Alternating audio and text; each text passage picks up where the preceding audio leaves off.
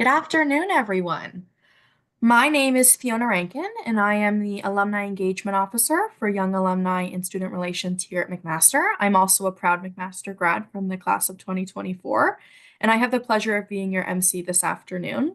Before we begin, I'd like to take a moment to recognize that McMaster University is located on the traditional territories of the Mississauga and the Haudenosaunee Nations, and within the lands protected by the Dish with One Spoon Wampum Agreement. We'd also like to acknowledge the traditional lands of Indigenous peoples all around the world, knowing we are all tuning in from different places this afternoon. Brim today is tuning in all the way from Dubai. It's my pleasure to introduce our esteemed speaker for today's webinar, Karim Elemam. Karim graduated from McMaster University in 2006 with a BSc in computer science and since built an impressive career in digital marketing. He currently is the Vice President of Marketing and Digital Growth at AKN and has served as the past president of the McMaster Alumni Association. Today, Karim will be sharing his invaluable insights into his dynamic career in digital marketing. He will provide us some practical advice on how young professionals can leverage digital marketing to jumpstart their careers and stand out in the competitive job market. Please join me in welcoming Karim. Thanks a lot for the intro. Hello, everyone. I'm Karim. I'm a 2006 grad from Comp Sci, and actually also I did a minor in business and Spanish, just simply because I loved languages. So my journey in digital actually started right when I graduated. I realized as I was studying Comp Sci that at the time digital was becoming more popular as a field. It was never a practice or something that you can study at school. So I did a bit of self-learning and started my digital journey in advertising and marketing. So at the time, Google Ads was how you get the exposure or learning how to promote a small business. So that's when we started the AKN, my brother and I. Actually, the K is for Karim. And we saw a gap in the market. Back then, very rare would you see a small business that would try to promote its online presence. Actually, our very first contract, I say, was with a hair salon in downtown Toronto. It was a popular hairstylist that wanted to improve his online presence. And we realized that, hey, we could do this actually with many different industries. So again, the focus at that time was back then SEO, which was search engine optimization, as well as paid search, was what everyone would focus on to get exposure. So in plain English, SEO is how do you show up high in Google organically without paying for advertising, where paid search is essentially how do you promote your listing so that the others can find you. Now that applies to Facebook or any of the social media in terms of gaining exposure or being in front of your prospective audience. So after we did some random, I would say, contracts, we decided to focus on the travel industry. Back then, it was Expedia was normalizing the idea of booking travel online. So we decided to focus on a couple of destinations and become an online tour operator. The reason is we figured if we're good enough at digital, we can actually beat some of the current tour operators. And it was, again, back then, no one was really doing it, especially for a specific destination. You'd see websites that are doing it for flights or for typical hotels, but no one is actually organizing a tour online, at least for the destination that we were focusing on, which was in the Middle East region.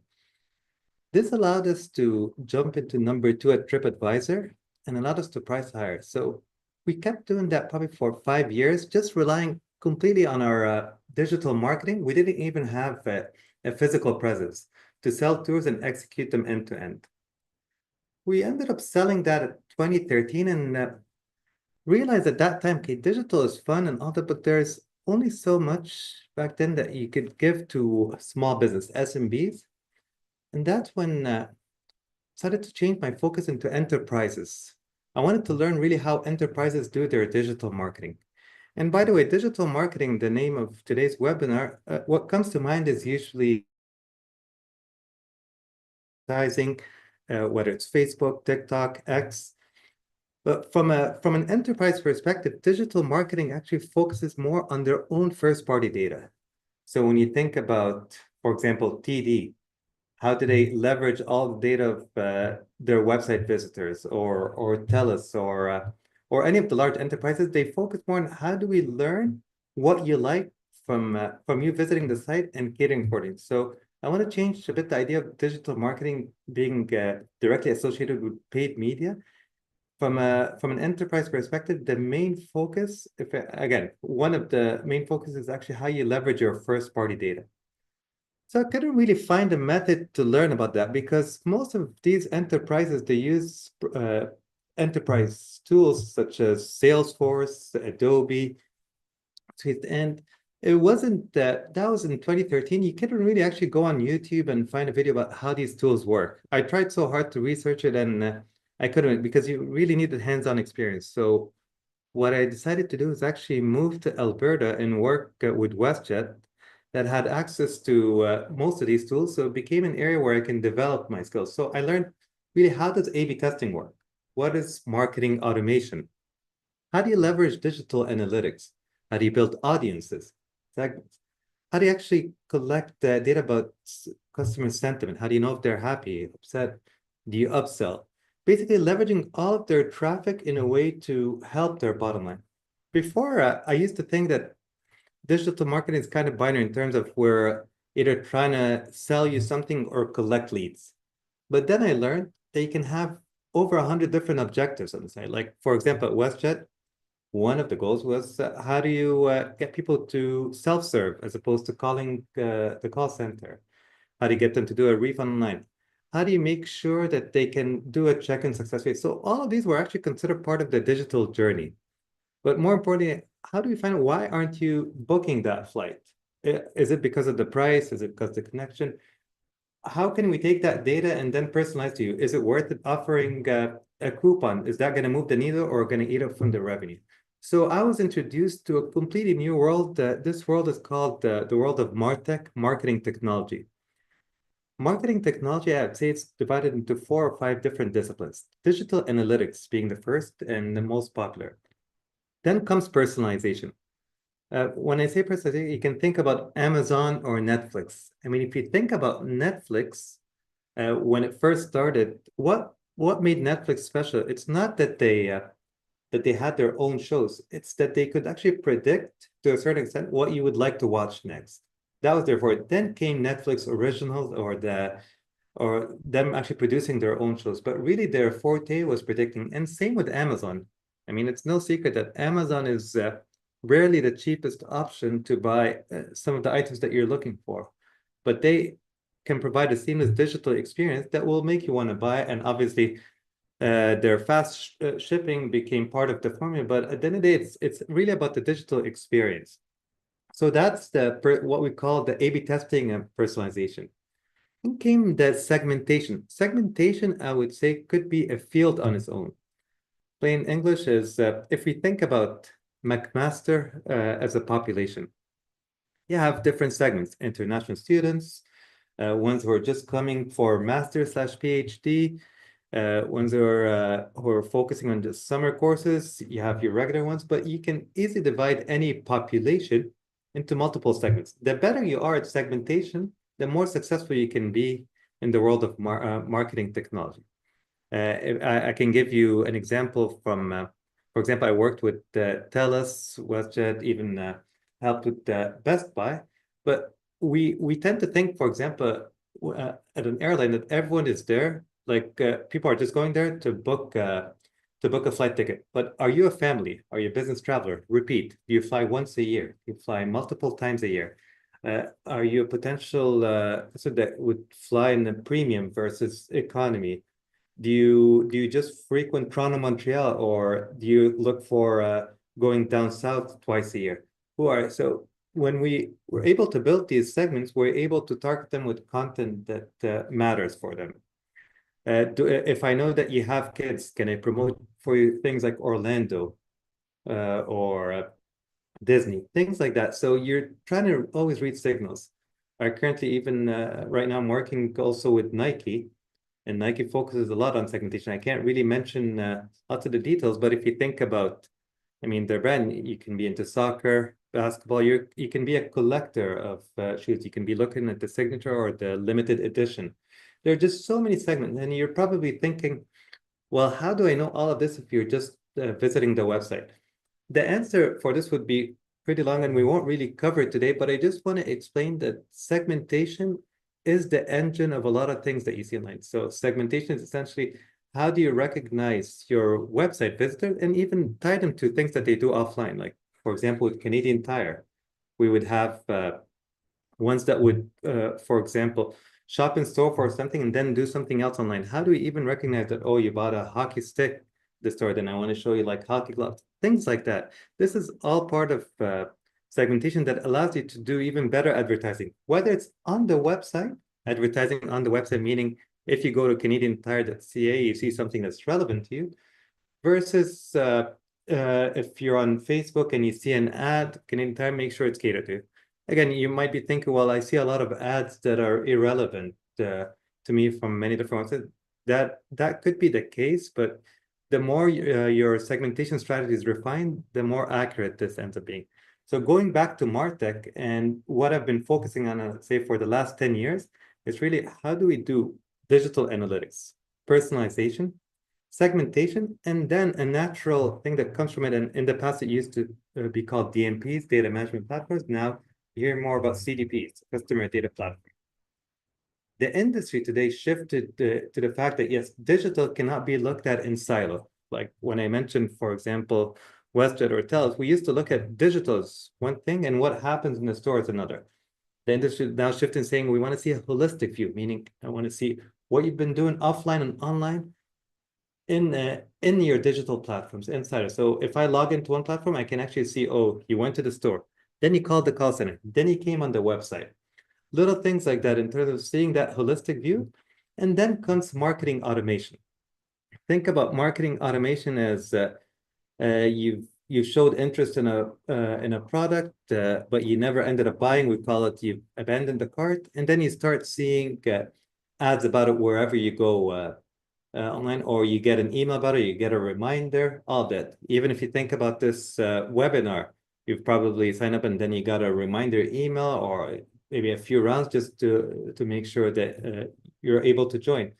Marketing automation is a discipline on its own. This works as email, push notification, SMS, many different channels, and what we call in the industry omni-channel. So that is in general what MarTech is. That's the abbreviation. That's what I chose to focus on for the past 10 years. And it allowed me to get exposure into many Fortune 500 companies and how they operate.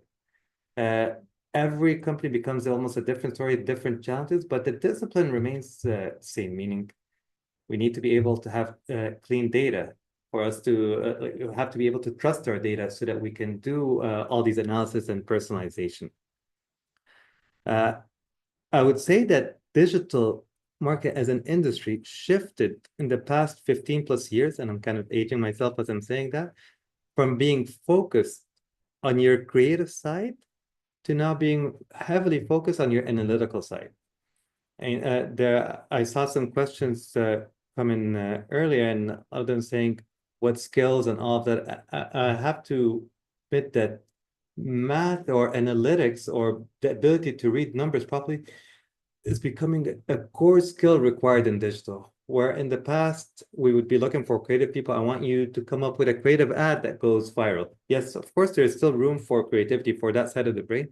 But being able to read and digest numbers has been actually the biggest change I've seen in the world of digital marketing, meaning that you have to be sharp in recognizing trends from numbers, all of that. Even using numbers to figure. I want to go as far as saying with some clients, before introducing a product, even though that wasn't part of digital marketing, they will ask us, hey, what do you think would happen based on the data that you see in the website behavior if we introduce this? And we look at it, well, a lot of people were searching for it online, therefore we think there will be demand. So what I'm trying to get to is digital marketing became really like an analyst's game, of course, with the creative touch versus someone who just gets inspired by ideas or goes with their quote unquote gut feeling to launch a campaign.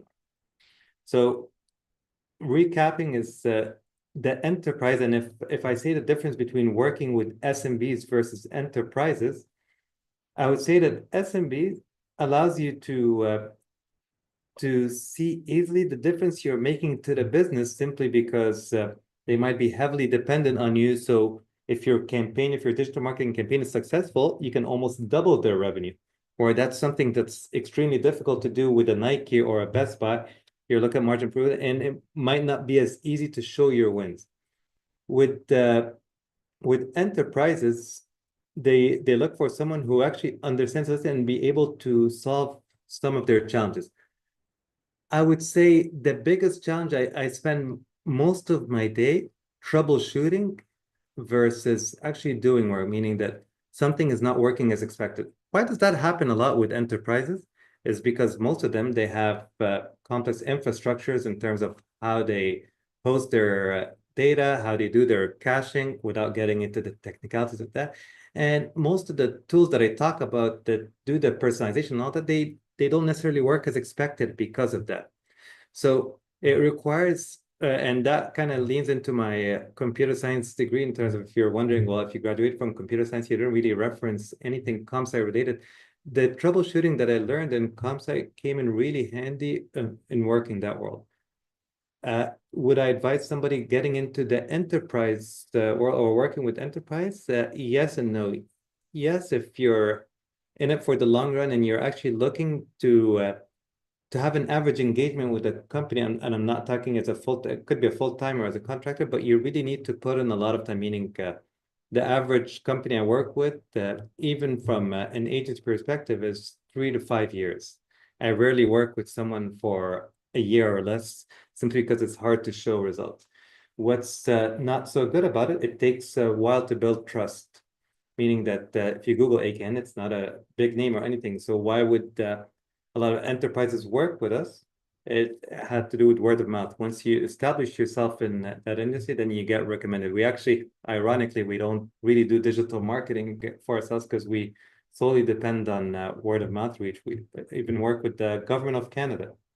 I'm not going to really talk about which departments or anything like that, so you don't end up Googling. But what we do also applies to the public sector. It's not believe it or not, they also have to do their A/B testing to see, for example, what leads to a better experience when you're on Canada.ca, without getting into the details of what is a better experience, but they have their own metrics that they're trying to improve upon. That obviously has to do a lot with in terms of the satisfaction that whatever you're searching for, you can easily find it. I think that gives you a bit of a journey of my last 15 plus years.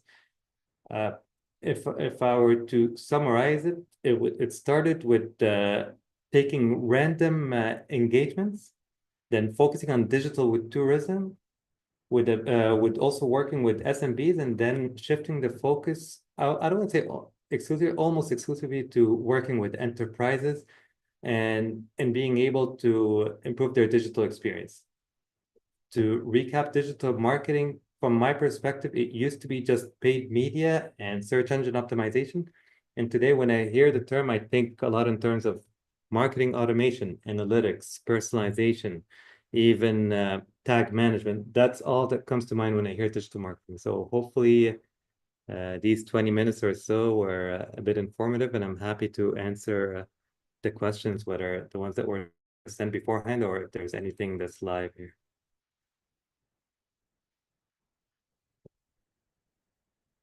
You know, Fiona, if I can go through, so I saw a question that was submitted. So somebody sent the opportunity. I'm curious to know, do you have any use case where AI has played a significant role? We had our first AI question. Oh, you're here with me, Fiona. Sorry, So, my Wi-Fi was being a little bit slow. no worries. So I just saw a question that came in Yeah. during the. So the question is, do you have any use cases where AI has played a significant role in digital marketing? Okay. So how has it been applied and what impact has it had? So I want to say that we probably got 4 or 5 related AI questions. I'll try to answer them all actually in when AI definitely has played a significant role. I don't want to say I actually meant to not mention anything related to AI during the 20 minutes because I didn't want this to be the focus, meaning that I've seen lots of trend for before AI, the big deal was big data.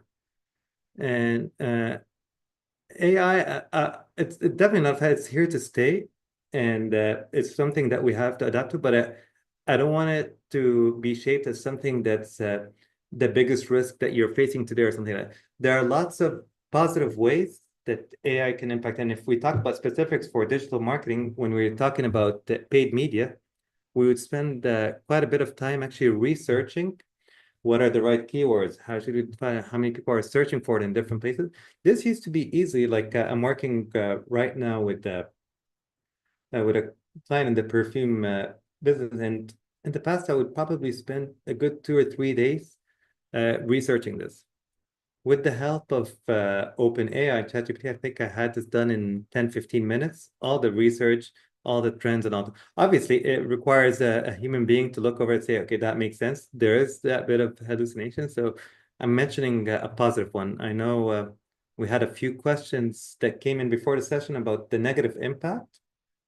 There will be a negative impact. I don't want to sugarcoat, but it's nothing that I would say somebody would lose sleep. Or what is the negative impact? A task like the one I mentioned used to be somebody who's employed to do something like that. So you always have to think about, well, what can I do now that these tasks are automated? The fact that I had to monitor things or predict how somebody would behave if I do this, all of a sudden a tool can do it. One thing that I think is a bit of a gap, and I don't see as many talk about it, is to invest some time learning prompt engineering in terms of seeing how to work with all. And I'm guessing whenever somebody mentions AI, whether in this question or the previous one, they're referencing generative AI, because AI has always been around, but I think the buzz today is really focused on Gen AI, which is the Chat GPTs, the Geminis, and all of that.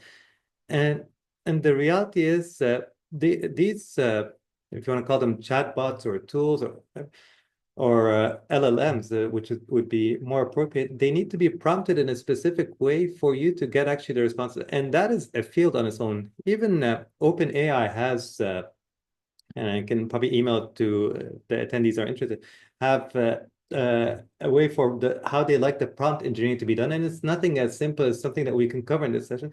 This is something I'd advise lots of people to look into if you want AI to be your friend as opposed to the one who's threatening to take your job. But yes, of course, it will impact headcount in some certain areas. I guess I like to compare it to when ATMs came out. Not that I witnessed that transition, and bank tellers are no longer just counting money and giving. They now do different tasks. So we didn't hear of massive layoffs that happen in banks now that you can easily do, for example, whether it's online banking or it is. So yes, it does take away some tasks. It forces you kind of to shift into more things. I would say the AI that's available today is cannot operate without human intervention. Obviously, that might change, and that will change in a few years. But until today, if you solely rely on it, you will actually end up doing some fatal mistakes. But it's definitely a great companion. Okay. I'll start with some of the ones that we had submitted previously. So the first one here is, have you had any career mistakes you wish you could change? And what advice do you have for recent grads? Ooh, okay, wish I could change that. So many, like, but if I think about like a major thing is that jumping into partnerships without thinking about the long run. I say that that's a bit like I mentioned in the 20 minutes or so, for example, that jumped into a contract with a hair salon. We were just so excited to get anything that we'd be like, I guess being a fresh grad at the time, just do the math. I was like, wow, getting paid that much an hour and all of that, and jump without seeing, for example, by the way, that hair salon ended up going, for example, bankrupt, and because we never really looked into any of the, we just looked at things in the binary. It pays me X, and we didn't really secure or go through the proper legal or lawyer simply because we figured, I mean, the math is good and all that. And we've actually had partnerships in digital where we've had to dissolve it simply because we're not aligned. What would I've done different? Definitely do some due diligence. I'm not saying to overthink it, but if I were to go back in time, I would really study going into many projects or taking on projects just because they seem quote unquote good on paper. For recent grads, I would say always be learning. And that, by the way, has been the case since I graduated. By the way, AI was in computer science when I was studying, and I was studying from 2001 to 2006, and it kind of downplayed at the time. I was like, well, how's that going to be useful? But what I'm trying to get to is, since I graduated, for example, the language that I studied in computer science, that I did my dissertation on, is no longer being practiced today from a coding perspective. So I had to always learn, okay, what is JavaScript in our world, or jQuery and all that stuff, and in today's world, Python and the things. So I would say it's to always be learning, but not to the point where you're spending 90% of your day learning, but you have to always stay on top of trends. So in the past, when we'd have to, let's say, learn about a new trend every year, today you're learning about a new trend every month.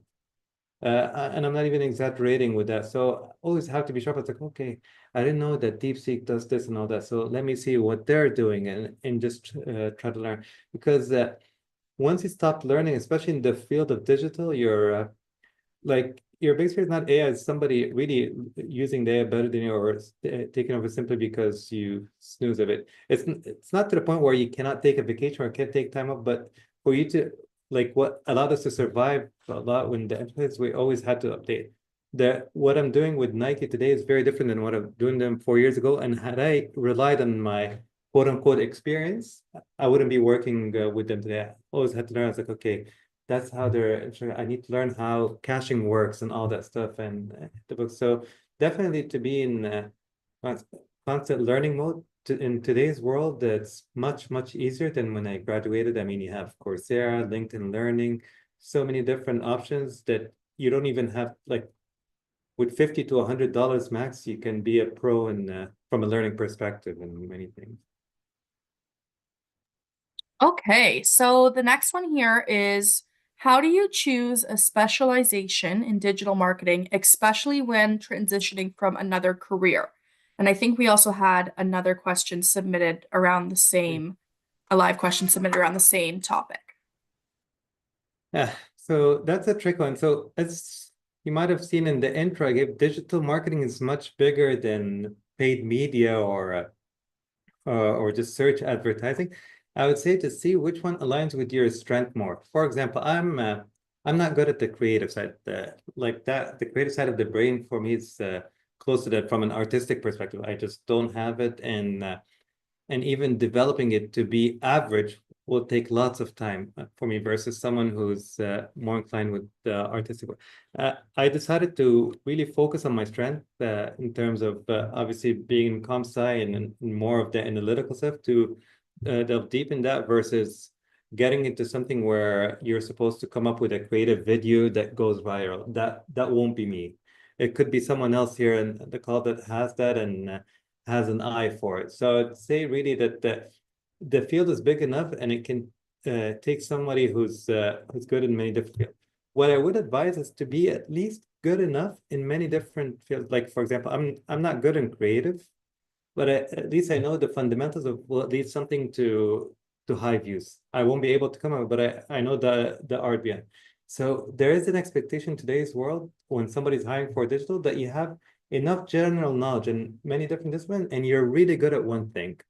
For example, you could be really good at personalization. You could be really good at using, for example, Sprinkler that works for social listening.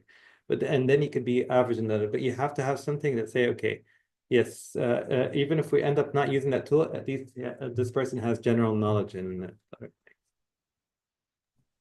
Yeah, absolutely. Okay, so this next question is from a 2024 multimedia and communications graduate. They also were are now a retired varsity athlete from McMaster. Their question here is they are currently wrapping up an internship with athletics and recreation at Mac and are potentially wanting to consider becoming a freelance contract content producer. What are some common mistakes that you've seen freelancers make when trying to scale their work across different regions? How could they avoid them? And do you have any insights on how to secure sponsorships or collaborations with brands to support their career? So I can answer about the common mistakes, and I can mention something, even though I didn't work in video, but from a freelancing perspective, and especially during COVID, we take on, when budgets were shifting online, we take on lots of different projects, let's say that are, one would require 3 hours a week, the other one would require 4 hours a week and all that. And even though their total is 20 hours a week, which is uh, on paper easy to manage, it's probably the biggest mistake is to stretch yourself. Because if you're, especially if you're working in video and thing that has to do with content creativity, it's very hard to reset your mind between 5 or 6 different projects. I think, at least for me, I noticed that the comfort zone is working with 3 different clients. Regardless whether they're asking for 15 hours a week or 5, it's hard for your brain to disconnect. Okay, I was working with the bank, let me just disconnect and get into the telecom mode, and all of a sudden I'm doing e-commerce and all of that. I would say that the doesn't take even if the total hours lead to 20 or 25, which is well within reason, it makes it very difficult from a freelancing perspective to be able to give your all for it. And securing sponsorships, I mean, I cannot comment on securing sponsorship with brands, but I can tell you, for example, here I was working on organizing an event here, a free event that required sponsorship. You always have to put yourself in their shoes and say what's in it for them. Uh, unless you're in the charity business or something like that, there has to be a clear incentive, and you have to put yourself in their shoes. So, for example, I'm working on an event for tech startups, and it needs to be fully sponsored because the event is free. So right away, we tell them here, you can have data for X number of investors slash startup. They will be able to fill, for example, some of your office space and all that. That's what you'll be able to sell. I think the why for them has to be clear, assuming it's not, I mean, there's nothing wrong with doing it for a good cause. Like, for example, at WestJet, they would sponsor different things, whether it's for profit or for charity, but it has to align with the goal. So read about their vision, all that, and see if it aligns. Like WestJet would do the building homes in the Dominican, and they'll also sponsor the Blue Jays. There has to be, somebody has to come to them and say, okay, this is how it would make a difference. For example, you're trying to improve in the Toronto market. You'll do this, so this will help. So in general, I think the incentive has to be very clear. And we're in a time where the attention span is really low, meaning that if you cannot communicate it in less than a minute, you lost the person. At least the clear punchline. I can't wait for 5-10 minutes before I find out what's in it for me. You can start what's in it for them and then explain further in details, or else you lose them. Even the meeting I was sitting in earlier today, I noticed right away, once I start getting into the details, the phones come out and they start checking when their next meeting, what building it's in and all that. So you know you lost them. So you really have to adapt your quote unquote pitch, because you're always selling something, whether you're selling an idea or something like that, to be very concise and clear in terms of what they're getting from it. So hope I answered the question. Yeah. Okay, next one here is how do you break into 4A companies? I'm guessing usually like the big advertising companies. Uh, so maybe like when I started, I was wondering, like, do you, like, first of all, why do we want to be with them is maybe the first word. Like, so whenever you think about we think about Deloitte, PwC, when you think about the big ones, and you're like, because in your mind they got their ducks in order and they have a great system that works. I just wanna at least get rid of the myth that if you're not with them, that your career has taken a bit of a downgrade. That's very the case. Actually, if believe it or not, I enter into bids against some of them, and well, actually, the reason why we're working with a large client today is because they tried them and they realized that they're not getting the attention that they want. Having said that, if you still want to break to one of the larger ones, try to advertise for them, meaning that if you believe that you should have a spot there, how do you actually show up for them when they're searching for somebody like you? What I've liked that I saw others do is that they would, for example, let's say I want to work for Deloitte. I would look for some of their top hiring ones and try to advertise for them. you're wondering about the how, that's a bit of a different story, but that actually gets you exposure. Of course, internship is your easiest entry point into any quote unquote large company or one that you love, a paid internship that is. So you got to have a bit of a sharp eye for when these pop up, but you can even my experience and when I see, especially with the job market being competitive, it's usually what I say is when the job comes out, it's usually a bit too late when it's announced. So you try to figure out, like, look at you from the HR and tell them, hey, can you let me know when something like this shows up and all that? I just I'd be interested in that because once they post that dream job, they get flooded with in mails and a lot of different messaging that they will not have time to even look at an individual. So take advantage of downtime when it's slow before Christmas, right after that, when there's not a lot of traction to gain the attention of some of the HR or your potential hiring manager. Okay. So the next one here is, can digital marketing be a successful side hustle? Yes, if you're disciplined at okay, so remember the mistake I said was when I started taking a bit more than I need. So it is very tempting to say yes to many different projects, and then the side hustle all of a sudden becomes the main hustle. So you have to be very focused in terms of saying, okay, I know I'll only dedicate this and it's from these hours. Because remember, with a lot of people working remote today, you're kind of tempted to say, okay, well, I can technically do it in my break of work, and then all of a sudden I can technically do it when I'm not in meeting. And before you know it, it impacts your main work. So I have to say it takes a lot of discipline to be able to separate your 9 to 5 versus side hustle. But yes, you can have it as a side hustle and it can generate some good extra income. The rest of the questions, I remember there was something about certifications.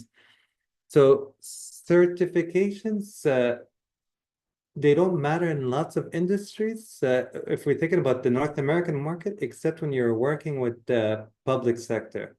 For example, for me to work with the government of Canada, I had to get some specific certifications versus most of the other Fortune 500, they couldn't care less what I had. They cared more about my experience. I mean, some of them, they don't hurt. That I find that certification is useful. It actually gets you to learn something. So when I'm trying to really learn new tool, I actually apply for the certification because it forces me to learn and take the questions as opposed to doing it just to post it on LinkedIn again, which I'm not saying it's going to hurt.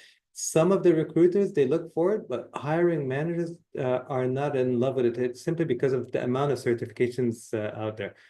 In different parts of the world, however, certifications matter a lot. Like if we think about some parts of Europe and the Middle East and Africa, certifications are everything. If you don't have it, you're not qualified in their eyes for the job. I like to focus on certifications for very hyper-focused tools, like I mentioned Sprinkler, or I work with the Adobe technology, very specific. But if you're going to get a certification about, like, let's say, how Gen AI for 101 certification, you'll find a lot of people doing that, or Google Analytics for beginner certification.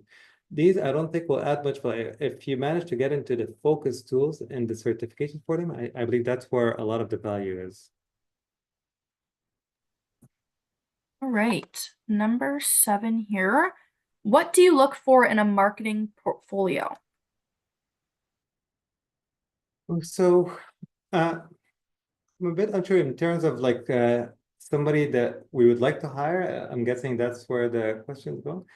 Uh, I think I hinted previously that we look for their analytical skills as much as their creative. So seeing if they're data-driven has become something very important in what we look for today.